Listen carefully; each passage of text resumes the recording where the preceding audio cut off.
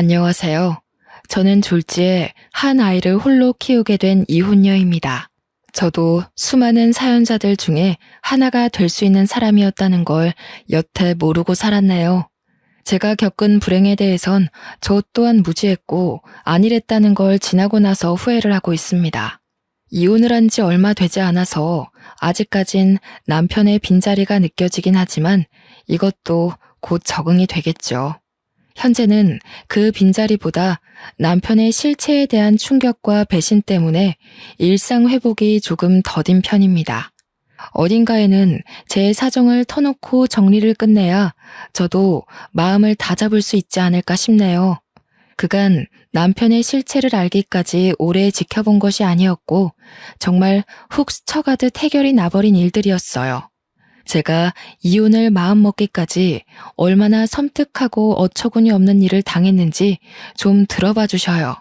제게는 고등학생 때 만났다가 졸업하고 대학을 가면서 헤어진 첫사랑이 있었습니다. 풋풋했던 학생 때의 연애였고 성인이 되면서 자연스레 잊혀진 인연이기도 했죠. 대학 다니면서 또 취직을 하고서 내내 연애를 해왔던 저는 나이가 들수록 점차 가벼운 연애를 기피하게 되더라고요. 사람 만나는 것에 책임이 막중하게 느꼈다기보다는 연애하면서 한량 같은 시간을 흘려보내기엔 저의 불안한 미래가 더 걱정이었어요. 20대 후반이 되면서 연애보다는 앞날 개척이 제겐 더 중요한 일이 되어버렸거든요. 그렇게 이성 만나는 걸 잠시 중단했을 시기가 있었어요. 친구들이 주선해준다는 소개팅도 귀찮아서 거절하고 있던 차에 정말 우연찮게 다시 첫사랑과 재회를 한 거였습니다. 차라리 그때 남자친구가 있었다면 제 앞날이 이런 꼴 당하는 일은 없었을 텐데 후회가 되네요. 첫사랑을 만난 건 다름 아닌 고향을 방문했을 때였습니다. 제가 살던 고향은 촌은 아니지만 그래도 도시에 비해 시골이었어요. 시에서 학교가 총 5개 있었는데 그중 남녀공학은 2개 있었고요. 저도 학교 주위에서 살았지만 첫사랑의 집도 학교 주위에서 있었기 때문에 서로 고향을 방문한다면 사실상 언젠가는 마주칠 수밖에 없는 사정거리였어요. 아마 그때가 명절이었을 겁니다. 저는 첫사랑을 오랜만에 보자 신기하게도 그동안 잠자고 있던 이성에 대한 관심이 다시금 살아난 기분을 느꼈습니다. 싫어서 헤어진 게 아니기 때문에 저희는 과거의 인연을 반기며 어색하게 인사를 나눴던 걸로 기억해요. 서로 예전 연락처가 그대로라서 휴대폰에는 늘 저장이 되어 있었거든요. 그래서 인사랑 간단한 안부만 묻고 헤어진 그날 밤, 명절날 밤 첫사랑한테서 술 한잔 하자고 연락이 왔어요. 고등학교를 졸업하고 서로 대학 생활을 응원하며 헤어졌던 저희는 그렇게 인연을 다시 시작하게 되었죠. 예전 인연인 걸 떠나서 어떻게 보면 고등학교 동창인 셈이기도 하잖아요. 다시 만났다 보니까 나눌 이야기도 많고 함께 그릴 어린 시절 추억도 꽤 많더라고요. 그 때문에 더 급속도로 가까워진 저희는 결혼을 약속하게 되었고 첫사랑이 제 남편이 되는 아름다운 결혼 과정을 만들었네요. 당시 남편은 보험 설계사로 활동하고 있었는데요. 나이가 30대 초반밖에 안 되었는데 실적이 나쁘지 않아 수입이 높은 편이더라고요. 그래서 저희는 신혼을 시작할 때부터 살림이 괜찮았고 넉넉한 상황에서 바로 아이 계획까지 할 수 있었습니다. 남편이 보험 쪽에서 그래도 꽤나 지위 있는 자리였다 보니까 출퇴근이 굉장히 자유로웠거든요. 근데 그게 제가 임신하기에 아주 적절한 환경이 되었어요. 부부가 둘 다 몸이 건강하다 보니 아이는 신혼생활 8개월 만에 바로 생겼어요. 어느 정도 신혼살림이 안정되게 만들어 놓고 바로 아이를 가질 셈이었죠. 피임을 한 번 안 했을 뿐인데 바로 임신에 성공한 저희는 정말로 기뻐서 양가 어른한테 자랑을 했고 배부르기 전에 양가 어른을 따로 찾아가 식사 자리를 따로 가졌습니다. 나는 당시에 너희 둘이 그런 인연이 있었다는 것도 몰랐잖니. 역시 부모가 자식을 다 안다고 해도 실상은 모르는 게 천지가 많네. 같은 고향 사람이 우리 며느리로 들어와서 내가 얼마나 마음이 편한지 모른다. 고향 사람과 결혼하는 게 좋지. 네 시애미는 멀리서 시집을 와가지고 가족도 없고 아는 사람 하나도 없는 곳에서 얼마나 고생을 했다고. 그걸 보는 내내 나도 마음이 안 좋았어. 그래서 며느리는 똑같이 만들고 싶지 않았거든. 사돈댁이랑 우리 집이랑 한 다리 건너 있으니 얼마나 좋아. 시댁에서도 친정에서도 저와 남편은 환영을 받았습니다. 특히나 시댁이랑 친정이 저희가 지연 관계라고 했을 때 정말 좋아라 하시더라고요. 명절 때 집에 방문하면 고생 안 하고 왔다 갔다 할 수 있겠다면서 말이죠. 시모는 언제 한번 제게 따로 전화해서 남편을 잘 부탁한다고 자기 아들이 저에 비해 많이 부족하다고 했는데요. 시모가 그렇게 저를 위해주는 마음이 제게 더 안정감을 주었습니다. 신혼 첫 출발 때만 해도 결국 돌고 돌아 만난 인연과 참 잘 만나서 결혼을 했다고 생각을 했었어요.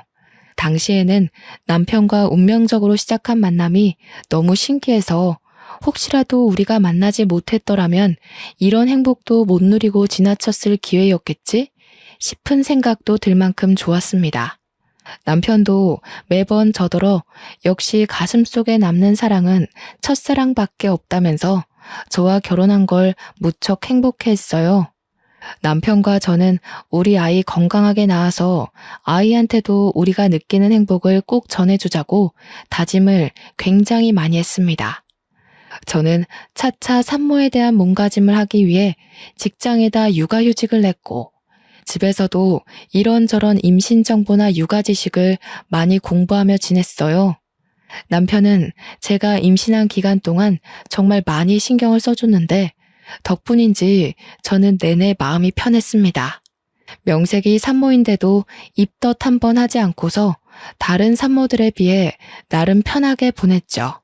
출산 과정에서도 남편이 저보다 더 긴장한 채 아이를 기다렸다고 들었습니다. 간호사가 나중에 말해줬는데 제가 출산하느라 고비를 넘기고 있을 때 남편이 울었다는 거 아니겠어요? 그 때문에 힘들었던 과정 싹 잊히고 웃음만 나왔네요.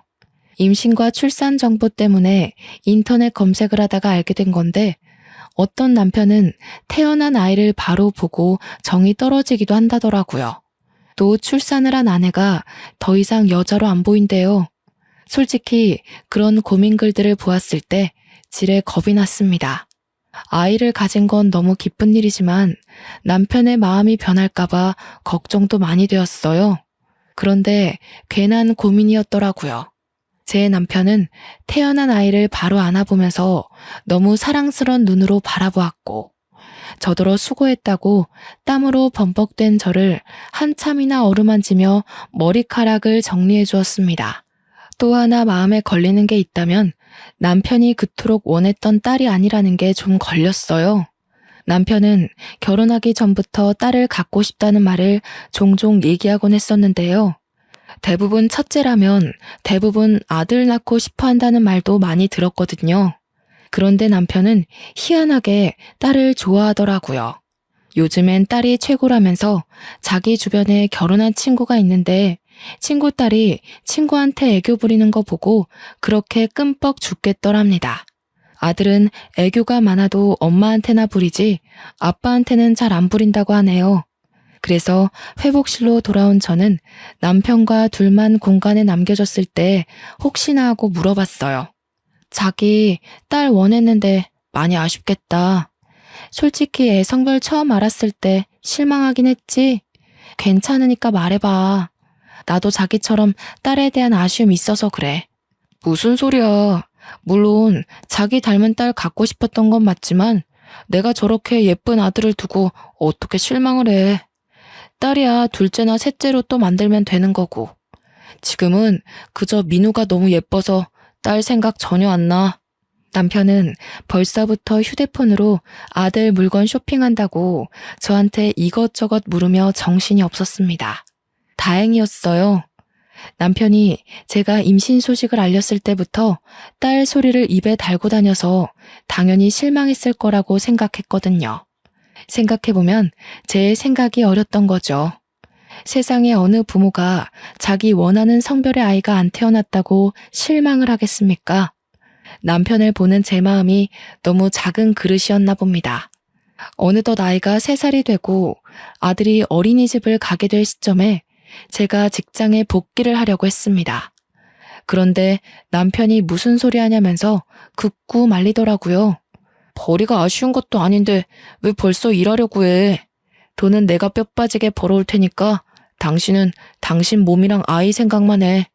이때만 해도 제가 전생에 무슨 큰 공을 세웠길래 이리 훌륭한 남편을 얻게 되었는지 하늘에 감사할 따름이었습니다. 남편은 그동안 제게 신경을 쓰느라 고객 관리에 소홀할 수밖에 없었는데 그걸 몰아서 처리하느라 갑자기 바빠졌어요. 남편 출퇴근이 되게 자유롭다고 말씀드렸잖아요. 그 때문에 남편은 오로지 고객 시간에 맞춰주느라 자정돼서 집을 나서기도 했습니다. 아이가 어린이집을 다니면서부터 남편이 유독 자정부터 새벽을 들락날락거리다가 아침에 기절하는 경우가 많았어요.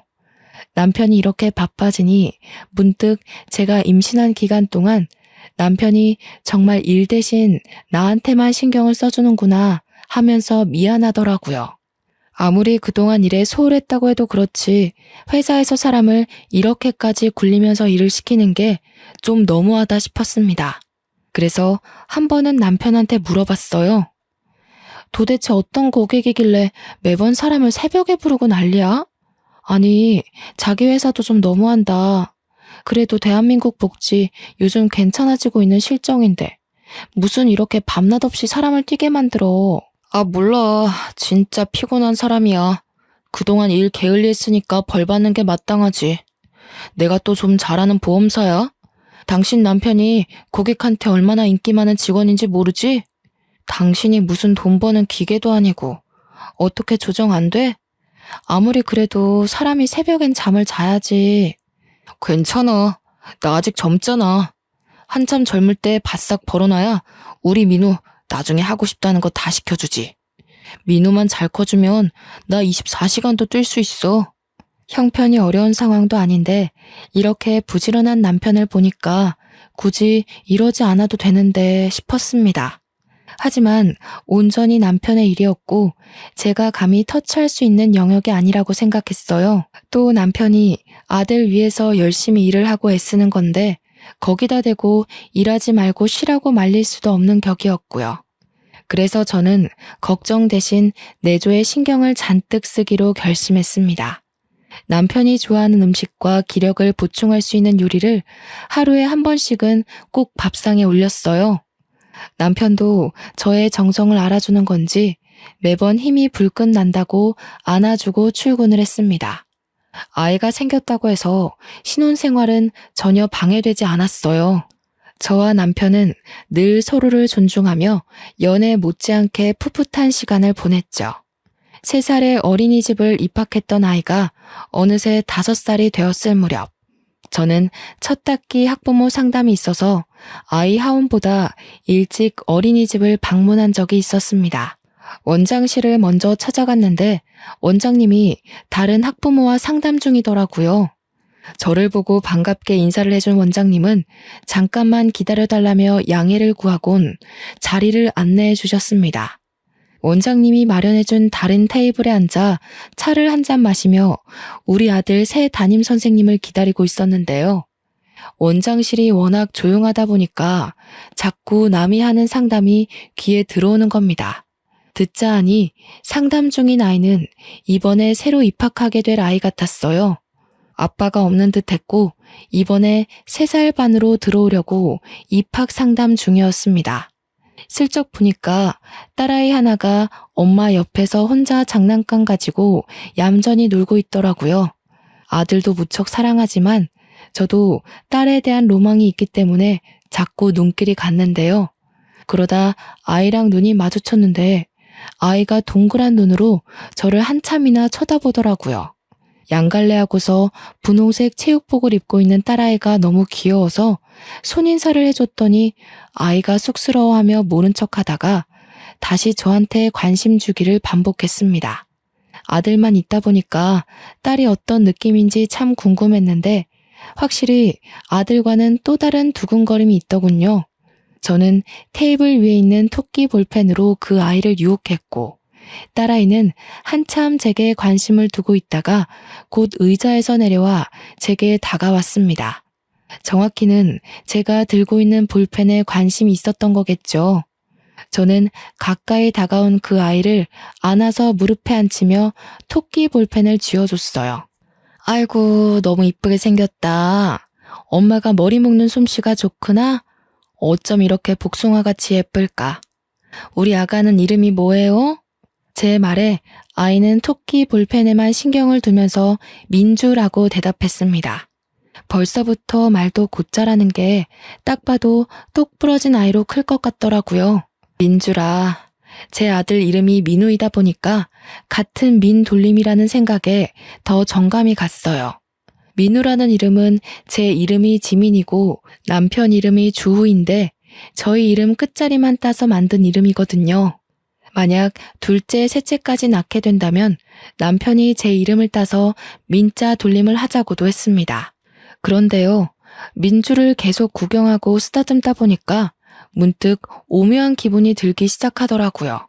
민주라는 이름 때문에 막상 우리 아들 생각이 나서 아들 얼굴이 같이 떠올랐는데요. 좀 착각일지 모르겠으나 어딘가 모르게 이 딸아이와 우리 아들이 좀 닮은 것 같은 느낌이 드는 거 아니겠어요? 물론 세상에 비슷한 아이 많으니까 그러려니 하려 했습니다. 애들은 자라면서 얼굴이 달라지니까요. 하지만 그게 한번 신경 쓰이기 시작한 후로 저도 모르게 상세히 민주 이목구비를 뜯어보게 되었는데 쌍꺼풀 없는 눈매도 그렇고 콧볼 모양도 그렇고 한쪽만 보조개가 들어가는 것도 그렇고 왠지 먼 사촌이라고 해도 사람들이 수긍하겠다 싶은 거 있죠. 원장님과의 상담이 끝났는지 민주의 엄마가 아이를 찾다가 곧 제품에 있는 아이를 보고서 죄송하다고 사과를 하며 애를 데려갔습니다. 아니에요. 민주가 너무 귀여워서 제가 불렀는걸요. 애가 어쩜 이렇게 이쁜지 모르겠어요. 저도 딸 하나 낳고 싶었는데 민주 보니까 더 그러네요. 이번에 입학하시나 봐요? 네. 제가 둘째를 가졌는데 그럼 첫째를 제대로 봐주기 어려울 것 같아서요. 웬만하면 5살쯤에 어린이집 보내고 싶었는데 애 아빠가 출장이 잦아서 안 되겠더라고요. 아빠가 없는 줄 알았는데 그게 아니라 기러기 가장인 것 같았어요. 하마터면 실수를 할 뻔했지 뭡니까. 그렇게 민주 엄마와 간단히 안면을 트고서 저도 상담을 마친 뒤 우리 아들과 같이 하원을 했습니다. 아들한테 떡볶이 한 컵을 사주고 집에 들어갔는데 도착하자마자 신발장 앞에 있는 남편과 마주쳤어요. 남편이 집에 있는 줄도 몰랐습니다. 깜짝 놀라서 언제 왔냐고 어디 가냐고 하니까 업무용 태블릿을 깜빡해가지고 집을 지나가는 길에 잠시 들러서 챙겨간다고 왔다네요. 그러고는 바빠서 얼른 가봐야 된다고 하길래 조심해서 가라고 저도 급히 배웅을 했죠. 그 와중에도 아들 바보인 남편은 아들이 주는 떡볶이까지 한 입 먹고 나갔습니다.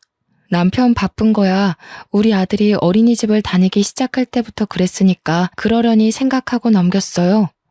그러나 바로 그날 저녁 남편이 친구 아버지 상 때문에 집에 못 들어갈 것 같다고 빈소에서 바로 출근해야겠다면서 먼저 자라고 하더군요.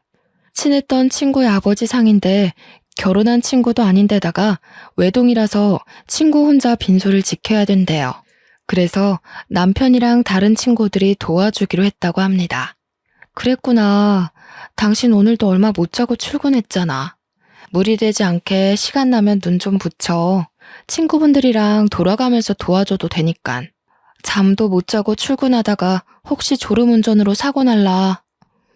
알겠어. 민우랑 밥 먹고 내 걱정은 하지 말고 자. 혹시나 집에 들릴 수 있으면 들어갈게. 참, 민우가 동물원 가고 싶다고 하더라고. 이번 주말에 시간 빼놓을 테니까 당신도 알고 있어. 가정도 챙기고 자기 마누라도 아들도 잘 챙기는 남편이라 저 또한 남편의 안위가 늘 걱정인 사람입니다. 남편의 친구라는 사람은 저도 모르는 사람이 아니었기 때문에 더더욱 마음이 갔고 남편의 자처를 이해할 수 있었어요. 그래서 저도 그 전화를 끊고 내내 마음이 안 좋았죠. 왜냐면 아버지 상을 당한 남편 친구는 예전에 한번 남편이 친구들 만나 술 마시고 뻗는 바람에 만난 적이 있었거든요.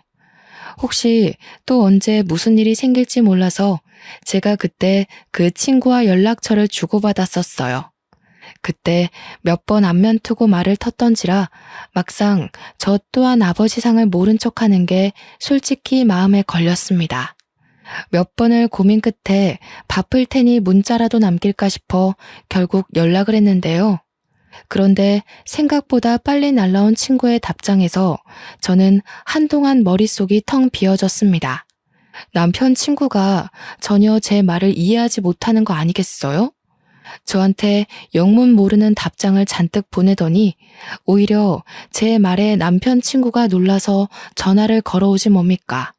아버지 상이라뇨? 제 아버지 돌아가신 지가 언젠데요. 어디서 갑자기 그런 말을 들으셨어요? 설마 형준이 그 자식이 그래요? 당황한 저는 남편 친구에게 말을 버벅대며 상황을 설명해 주었습니다. 그랬더니 남편 친구가 오히려 당황하면서 나중에 다시 전화 주겠다고 끊어버렸어요. 그러곤 시간이 지나도 연락이 안 왔습니다. 혹시나 싶어 남편한테 전화를 걸었더니 통화 중이더라고요. 한참 나중에 남편 친구에게 날라온 문자에는 제 남편이 자기 아버지 상이 아니라 다른 친구 아버지 상을 착각해서 말한 것 같다는 내용이 나열되어 있었습니다. 얼마나 정신이 없으면 이런 걸 헷갈릴 수 있는 건가요? 남편의 착각이 이해되지 않아서 남편 친구 문자에 답장을 못하고 있었으나 결국엔 믿을 수밖에 없었습니다. 제가 이걸로 물고 늘어지면 상을 당한 친구의 입장도 난처할 거 아닙니까? 친한 친구의 아버지가 돌아가신 거니까 정신이 없었을 수도 있겠다 생각하며 그렇게 최대한 애써 이해하는 쪽으로 마음을 다잡고 있던 중이었습니다. 그때 아들이 태블릿 하나를 들고 오면서 게임 틀어달라고 졸랐는데요. 그 태블릿은 남편이 업무 볼 때 늘상 들고 다니는 거였어요. 저는 남편 친구한테 죄송하다는 문자를 쓰다 말고 놀라서 아들을 잘 설득해 태블릿을 다시 빼앗았습니다. 그런데 남편이 분명 낮에 태블릿 챙겨간다고 집에 들렸지 않습니까? 어째서 이게 아들 손에 있는 걸까요? 남편이 쓰는 태블릿은 이거 하나인 걸로 알고 있는데 남편이 집에서 챙겨갔다는 기계는 뭘까요? 그날따라 이해 안 되는 남편의 태도가 많았습니다. 때마침 번쩍하고 켜진 태블릿 화면에는 저는 깜짝 놀라고 말았습니다. 웬 아이 얼굴이 있었는데요. 당연히 그 사진의 주인공은 우리 아들이었어요. 그런데 제가 놀랐던 건 잠금 화면이 아니라 내부 화면이라는 거죠. 손가락으로 살짝만 건드려도 잠금 화면이 넘어가는데 남편은 귀찮아서 기기에 잠금을 걸지 않거든요. 그렇게 쉽게 잠금 화면을 열고 다시 들어갔더니 우리 아들이 아닌 웬 어린 여자아이의 사진이 담겨 있는 겁니다. 그 여자애는 제가 어디서 유심히 봤던 아이의 얼굴이었어요. 바로 낮에 원장실에서 봤던 민주라는 딸아이였죠. 이 아이 사진이 왜 여기 있을까는 제게 긴 고민이 되지 않았습니다. 민주 사진을 보자마자 민주의 얼굴이 다시 떠올랐는데 왜 그렇게 정감이 가고 익숙한가 했더니 우리 아들이 아닌 제 남편과 이목구비가 똑 닮은 거 아니겠습니까? 그걸 깨닫는 순간 제 머릿속 회로는 남편의 모든 모습을 의심하기 시작했고 온몸의 털이 바짝 솟았습니다. 대체 이게 무슨 의미일까요? 왜 제 남편과 이 여자애가 닮았으며 왜 남편 태블릿에 이 딸아이의 사진이 저장되어 있는 거죠? 민주는 저도 낮에 어린이집에서 본 게 처음이었어요. 남편이 민주 사진을 갖고 있다는 건 저보다 더 먼저 민주를 알고 있어야만 가능한 일이지 않습니까? 그 사진만 바라보며 멍청하게 서 있던 저는 머릿속에 떠오르는 또 다른 사람, 민주 엄마를 생각하자 출장을 많이 간다는 민주 아빠의 존재가 설마 내 남편은 아닐까 하는 의심이 들기 시작했어요. 한번 꼬리를 무는 의심은 걷잡을 수 없이 번져갔고 저의 온 머릿속을 지배하고 말았습니다. 저는 남편 곁에서 언뜻 봤던 고객 정보 데이터를 찾아 들어갔어요. 민주 엄마의 이름을 모르니까 수많은 정보를 뒤져도 찾기가 쉽지 않더라고요. 그러다 정말 기가 막히게 제게 하나의 목록이 눈에 들어왔는데 아기 실비보험으로 등록된 민주 이름이었습니다. 그걸 눌러보니 아이 개월수상 제가 알고 있는 그 민주가 맞는 듯 했어요. 저는 그걸 휴대폰으로 찍고 그곳에 적힌 주소를 당장 찾아갔습니다. 어처구니 없었던 건 주소가 참 익숙하더군요. 이 여자 동네가 우리 고향이지 뭡니까? 심지어 제가 학교 다닐 때 지나가면서 많이 봤던 그 아파트더라고요. 저는 친정에 먼저 들려서 아들을 맡기고 그곳을 찾아갔습니다. 경비가 없는 아파트였기 때문에 여자 집 대문 앞까지 들어온 건 어려운 일이 아니었어요. 하지만 막상 초인종을 누르는 게 겁이 났습니다. 당시에는 이걸 누르는 순간 행복했던 제 결혼 생활이 산산조각 날 게 두려웠거든요. 눌렀는데 만약 진짜 남편이 여기서 나오면 어쩌나, 친구 아버지 상을 당했다는 게 거짓이면 어쩌나, 그럼 나랑 내 아들은 앞으로 어찌 살아가야 하나 여러 가지 걱정이 들면서 눈앞에 닥친 현실을 부정하려고 망설였던 것 같아요. 그때 안에서 사람이 나오려는지 문 앞에서 웅성대는 소리가 들렸는데요. 쓰레기 버리는 걸로 어쩌고 저쩌고 대화를 나누는 중이었습니다. 저는 문과 가까워진 그 목소리에서 이미 마지막 남은 희망을 모두 내던져 버렸어요. 그리곤 곧바로 열린 문 안을 통해 피하고 싶던 현실을 확인하게 되었죠. 아악 하고 볼품없게 소리 지른 남편이 진심으로 놀라 나자빠지는 거 아니겠습니까? 더 안쪽에서는 무슨 일이냐며 뛰쳐나온 여자가 하나 있었는데요. 바로 민주 엄마였습니다. 민주 엄마는 유부녀 같지 않게 야시시한 잠옷을 입고서 민주를 안고 있었어요. 보아하니 민주가 감기라도 걸린 건지 아픈 것 같더군요. 민주 엄마 손에는 저번 달에 우리 아들이 아픈 바람에 급하게 샀던 노란색 체온계와 같은 게 쥐어져 있었어요. 그제야 저는 남편이 태블릿 핑계로 몰래 집을 왔다가 불이 나게 나갔던 이유를 알았고, 친구 아버지 상을 핑계로 집에 못 들어온다는 말까지 이해가 되었습니다. 그 모든 게 다 불륜을 저지르고 있었기 때문인 거예요. 어떻게 여기를... 여보, 그러니까 이게 있잖아. 저 사람은 내 친구 동생인데 친구가 같이 있다가 잠깐 앞에 담배 피러 갔거든? 어떻게 네가 나랑 민우를 두고 이런 짓을 벌일 수가 있어? 너는 여기가 장례식장이니? 네가 나한테 뭐라고 거짓말했는지도 까먹은 거야? 아, 장례식장, 그건 다른 친구고 빈소에서 잘 수가 없어서 친구 집에 따라온 거야. 오해하지 마. 나중에 진짜 친구 들어올 거야. 전화해줄까? 넌 나를 호구로 보는구나. 이 상황에서도 잔머리 굴릴 생각밖에 없어? 너 같으면 이 상황에 네 변명이 신빙성 있다고 생각하니? 오해라고 설득하고 싶으면 저 아이랑 너 친자검사부터 해보지 그래? 뭐? 뜬금없이 친자검사를 왜 해? 내가 저 아이랑 그런 걸 해야 하는 이유가 없잖아. 설마 저 애가 내 아이라고 생각하는 거야? 여보, 나 그런 사람 아니야. 그래도 명색에 한 입을 덮고 산 부부인데 내가 네 이목구비 하나 못 알아볼까봐. 유전자라는 게 참 무서워. 저렇게 버젓이 증거를 드러내주니까 말이야. 남편을 밀치고 집 안으로 들어간 저는 그때부터 브레이크 없는 자동차처럼 발짓만 했습니다. 신발까지 신고 들어간 저는 민주의 물건을 찾기 위해 집안 물건을 뒤지며 돌아다녔어요. 그러자 민주를 내려놓은 민주 엄마가 다짜고짜 저를 쫓아와서 제 팔을 붙잡으며 막아섰습니다. 뭐 하시는 거예요? 신발을 신고 들어오면 어떡해요? 기본적인 예의도 없어요? 그쪽 남편이 오해라고 얘기했잖아요. 경찰에 신고하기 전에 당장 나가요. 예의? 그쪽은 예의가 있어서 가정 있는 남자 꼬드겨 애를 낳았습니까? 뻔뻔하게 감히 유부남 끌어들여서 살림을 차려요.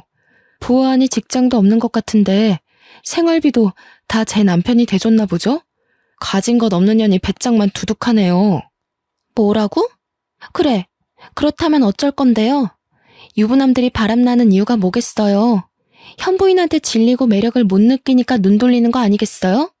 남의 집 쳐들어와서 깽판 치기 전에 스스로가 얼마나 못난 사람이었는지 반성이나 하세요. 내가 쳐들어와서 불안한가 봐요? 상상 이상으로 발악하시네. 왜요? 남편한테 아직 완전한 확신을 못 얻었나 보죠? 근데 어쩌나? 그 확신 얻기 힘들 거예요. 본부인도 나 몰라라 하고 바람피는 남자가 두 번째 여자라고 얼마나 애틋하겠어요? 뻔뻔하게 불륜을 대단한 권위인 것처럼 떠벌리는 상간녀를 보니 어처구니가 없었습니다. 우선은 제 귀로 불륜이라는 걸 확실히 들었으니 민주와 제 남편의 친자 확인만 하면 되었기에 저는 상간녀를 무시하고 욕실로 향했어요. 민주 칫솔로 보이는 작은 걸 가지고 바로 나왔죠. 그러자 상간녀가 제 손에 있는 걸 빼앗으려고 저를 붙잡더라고요. 저는 그대로 상간녀의 뺨을 후려치며 넘어뜨렸습니다. 애 생각해서 이 정도만 손 쓰는 줄 아세요. 불륜녀라니 애한테 부끄럽지도 않아요? 당신들이 잘못한 일을 왜 아무것도 모르는 저 어린아이가 감당하게 해요? 어른으로서 쪽팔린 줄 알아야지. 그래봤자 형준 씨는 우리 민주를 더 좋아해요. 형준 씨가 우리 민주를 얼마나 끼고 도는지 모르죠? 당신 집에 아들밖에 없으니까 귀가할 맛이 안 난다고 그럽디다. 아, 그래요? 딸 이름이 민주라고 했죠? 근데 그거 아시나 모르겠네. 제 아들 이름이 민우인데 제 이름 지민이랑 남편 이름 주우를 따서 지은 이름이거든요. 혹시 남편이 먼저 나서서 민주라고 짓자 하지 않던가요? 보니까 그것도 내 이름이랑 남편 이름을 따서 만든 이름 같은데요. 사실 이건 확실한 정보가 아니었고 단지 제가 어림잡은 추측이었지만 놀랍게도 제 말이 진짜인가 보더라고요. 다른 건 모르겠고 남편이 민주라는 이름을 고집했다는 것만큼은 사실 같았습니다. 상간녀가 눈에 핏줄이 설 정도로 울음을 참으면서 남편을 째려보는데 그 모습만 봐도 제 추측이 맞다는 걸 알겠더군요. 그러나 잔머리 좋은 남편은 상간녀 눈빛 다 무시하고 구석에서 몰래 머리를 굴리고 있었습니다. 상간녀와 자신의 딸 안위보다 저한테 소송당해서 명예에 실추될 걸 걱정하고 있었나 보더라고요. 제가 상간녀와 말씨름을 끝내고 대문으로 향하자 대문 곁에 서 있던 남편이 저를 붙잡았습니다. 여보, 내가 설명할게. 제발 이러지 마. 우선 앉아서 얘기해 볼래? 아니다, 집에 가자. 내가 집에 가서 제대로 말해줄게. 당신이 생각하는 그런 사이 정말 아니거든? 응? 현장이 다 발각된 상황에서 어처구니 없게도 남편이 상간녀를 외면하는 작전을 펼치는 거 아니겠습니까? 저는 그대로 남편 머리채를 잡아당겼고 머리카락을 몇 개를 잔뜩 뜯어냈습니다. 여기서 저 아이가 네 자식이라고 판정나는 순간 너는 인생 쪽날 각오해. 내가 무슨 수를 써서라도 네가 지금 누리고 있는 모든 걸 망가뜨려 놓을 거니까. 그대로 집을 나가려는데 남편이 계속 저를 붙잡으면서 이젠 무릎을 꿇고 사정하기 시작하더라고요. 그걸 상간녀가 나서서 남편을 제지했습니다. 그만해요, 형준 씨. 그냥 저 여자랑 이혼해버려요. 형준 씨 딸 갖고 싶었다면서요. 그 말은 저 옆편네 아들보다 우리 이쁜 민주가 더 소중하다는 거 아니에요? 그런데 민주 이름이 정말 저 여자 이름 따서 지은 거예요? 아니죠. 그것부터 말해봐요. 입 안 닥쳐요? 지금 그런 걸 따질 때예요. 상황 파악 좀 해요. 그쪽 때문에 내 인생 망하게 생겼잖아요. 나한테는 우리 민호만 있으면 된다고요. 둘은 보험사와 고객으로 맺어진 인연이라 그런지 여전히 존댓말을 쓰고 있었습니다. 민주 나이를 보면 둘의 관계가 3년이나 지속되었을 텐데도 똑똑한 남편이 상간녀와 계속 거리를 두고 있었나 봅니다. 그렇단 말은 저 상간녀랑 언제든지 끊어낼 준비를 하고 있었다는 건데 그렇다면 더더욱 애를 만들지 말았어야지. 불륜 과정에서조차 무책임했던 남편이 더없이 형편없게 느껴지더군요. 저는 다리를 잡고 안놔주는 남편과 상간녀 때문에 신경질이 나서 신발장에 내버려진 쓰레기를 주웠습니다. 쓰레기 봉지를 잡아 뜯어서 둘에게 냅다 뿌려주고 집을 나왔어요. 모든 걸 지켜보면서도 울음 한 번 안 터뜨리던 민주와 마지막으로 눈이 마주쳤던 것 같은데 그 어린 딸아이가 놀랐겠지만 어쩔 수 없었네요. 그렇게 진행한 친자검사에서 역시 민주는 제 남편의 유전자를 받은 게 맞다는 결과를 받았습니다. 그걸 토대로 저는 그대로 이혼 소송과 상간녀 소송을 시작했어요. 남편이 입대기 전에 제가 먼저 양가 부모들께 이혼 사유를 밝혔는데요. 친정 쪽에서는 남편의 두 집 살림에 대해서 노발대발 화를 냈고 시댁 쪽에서는 저한테 하염없이 사과만 하시더라고요. 시댁의 저 자세를 보고서 아들 하나 잘못 둔 탓에 시부모가 괜히 노후에 고생한다고 생각했네요. 우리 아들이 부족하다 했는데 결국 너한테 그런 몹쓸 짓을 했구나. 애미 된 사람으로서 참 부끄럽고 면목이 없다. 그래도 민우를 두고 너희가 어떻게 갈라서니? 그 어린 것이 무슨 죄가 있어서 부모를 잃어야 돼. 저도 민우 때문에 생각 많이 해봤는데요. 어머님 생각도 일리가 있지만 한편으론 그런 아빠가 있다는 게 오히려 민우한테 상처가 될 수도 있는 거잖아요. 어머님 아버님께서 저한테 잘해주신 거 압니다. 그래도 대놓고 저를 농락한 남편을 어떻게 믿고 살겠어요. 같은 여자로서 어머님이 제 마음 헤아려 주실 거라 생각할게요. 그날을 마지막으로 저는 시부모에게 오는 연락을 한 통도 받지 않았습니다. 가끔씩 문자로 손주 사진이라도 좀 보내달라고 부탁하시는데 그 연락마저 안 받고 있어요. 그리고 제가 소송한 뒤로 남편은 제대로 몰락하기 시작했는데요. 이미지 중요한 보험회사에서 남편의 불륜 사실은 손바닥으로 하늘을 가리는 수준이었고 남편 때문에 그 회사가 불륜 회사로 낙인 찍히는 바람에 결국 남편은 해고를 당했습니다. 상간녀도 진짜 남편 친구의 동생이었던 건지 남편이 아닌 남편 친구가 저한테 연락이 와서 제발 소송 취하해달라고 부탁을 하지 뭡니까? 자기가 여동생 교육 똑바로 시키겠다고 집에 형편이 어려워서 위자료 내려면 빚까지 내야 된다고 하더라고요. 제가 소송을 취하해주면 그 상간녀는 평생 반성도 안 하고 제 욕만 하면서 살 거 아닙니까? 남편도 빼앗겨, 아이 아빠도 빼앗겨, 가정도 빼앗겨. 이 상황에 돈이라도 챙겨야 되지 않겠냐고 욕심내는 사람 따로 있고 호구 잡히는 사람 따로 있냐고 했더니 남편 친구가 아무 말도 못하는 거 있죠. 한날은 신혼집의 마지막 짐을 정리한다고 방에 있었는데 바깥에 혼자 있는 줄 알았던 아들 쪽에서 어떤 말소리가 들리더라고요. 나가봤더니 남편이 제 아들 앞에 무릎을 꿇고 있는 거 아니겠습니까? 뭐 하는 거야, 애 앞에서? 당장 그만 못 둬? 우리 이러는 게 뭐 자랑이라고 애까지 신경 쓰게 만들어. 애가 5살이라도 알 건 다 안다는 거 몰라? 내가 어리석었어. 딸이 좋아서 그랬던 게 아니야. 그냥 나도 모르게 마음이 흔들렸어. 그렇다고 너한테 마음이 식은 게 아니라 나는 여전히 너 좋아하는데 몰라. 왜 그랬는지 모르겠어. 왜 그랬는지 모르겠는 그 마음이 당신 본성이라는 거야.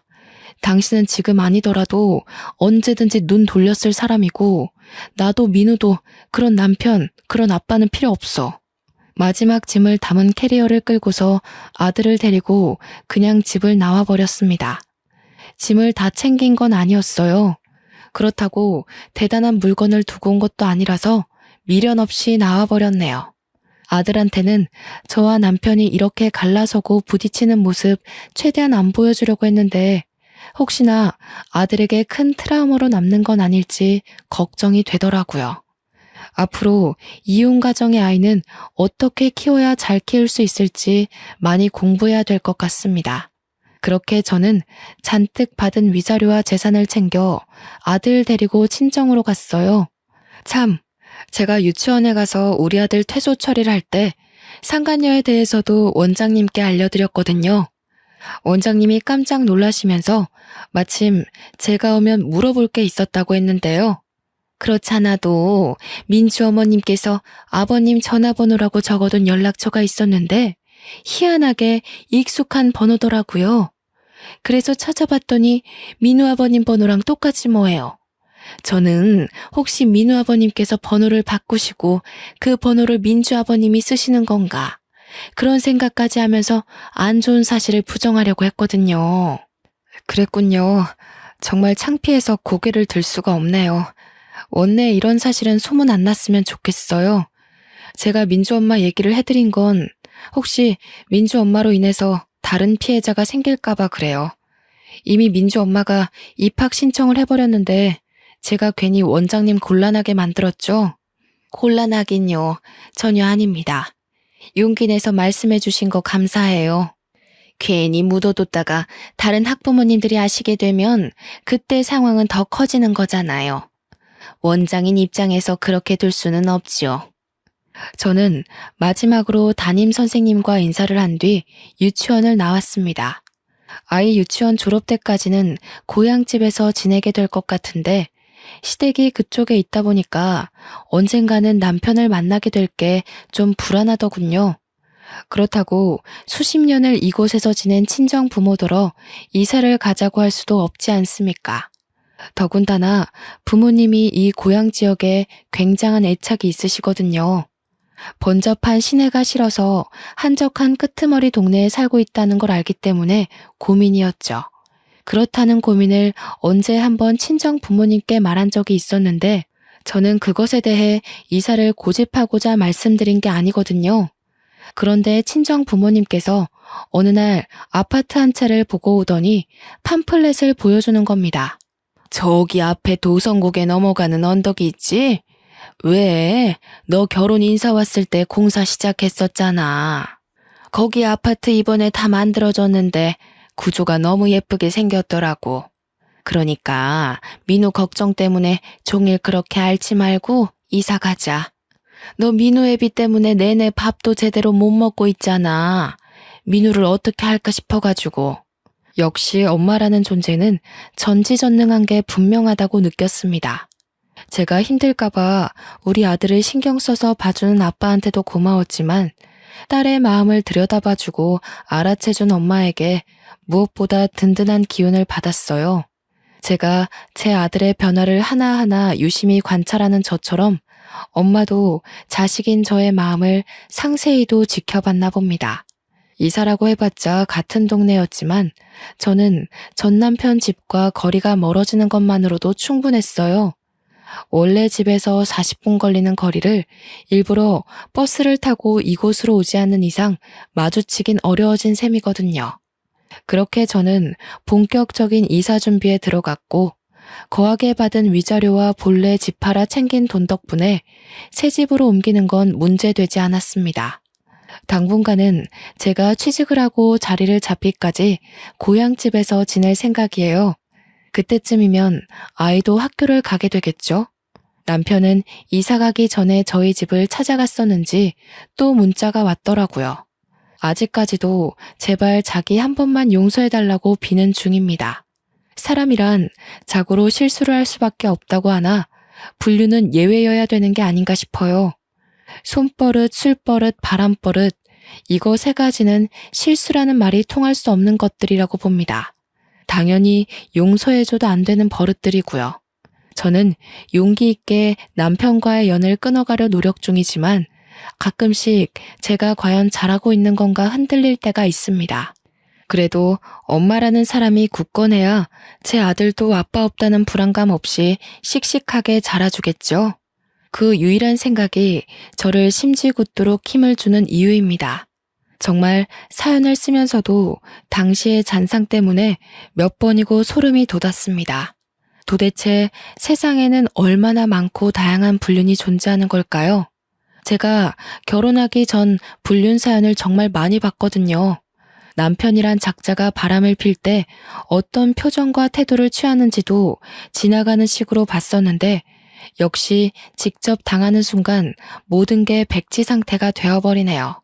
제가 지금까지 들려드린 불륜 사연, 저는 어디에서도 들어보지 못한 전개였는데 혹시 다들 비슷한 사연자 보셨을까요? 남편 닮은 애를 보고 불륜을 눈치채게 된 또 다른 사연자 이야기를 들은 적이 있다면 좀 알려주세요. 그 사람은 어떻게 대처를 하셨는지 문득 궁금합니다. 화가 나서 키보드를 마구 두들겼다 보니 어느새 인사말을 전할 때가 왔네요. 모두에게 화창한 앞날만 가득하길 바라면서 저는 이만 글을 마치도록 하겠습니다. 감사합니다.